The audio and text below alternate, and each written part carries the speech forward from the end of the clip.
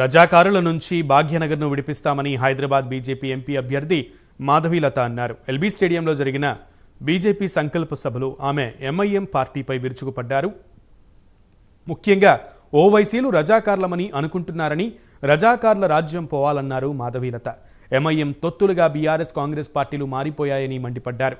మోడీ దేశ ప్రజలను తన బిడ్డల్లా చూసుకుంటున్నారని తెలిపారు. రజాకార్ల రాజ్యంలో దెబ్బతిన్న తెలంగాణ ప్రజలకు పౌరుషం ఎక్కువని చెప్పారు. హైదరాబాద్ పార్లమెంట్ నియోజకవర్గం నుంచి వచ్చిన మా బీజేపీ కార్యకర్తలందరికీ, మా బీజేపీ కుటుంబ సభ్యులందరికీ నా వందనం.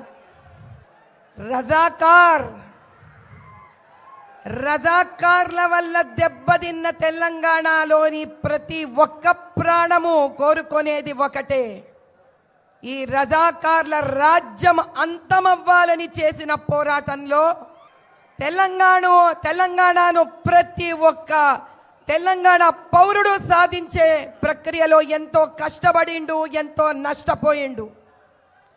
కానీ 2011లో అక్బరుద్దీన్ మేము రజాకార్లమనిండు.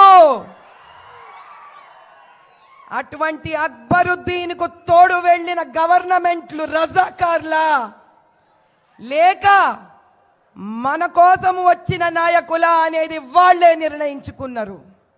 ఎంఐఎంకి తొత్తులుగా నిలబడిన ఓవైసీ ఇద్దరు అన్నదమ్ములు, వాళ్లకు మాటికి సహాయం చేస్తున్న బీఆర్ఎస్ తెలంగాణను కోరుకునే వాళ్లకు మాటికి సహాయపడుతున్న కాంగ్రెస్ తెలంగాణని సుభిక్షత కోరుకున్న వాళ్ళ కారు.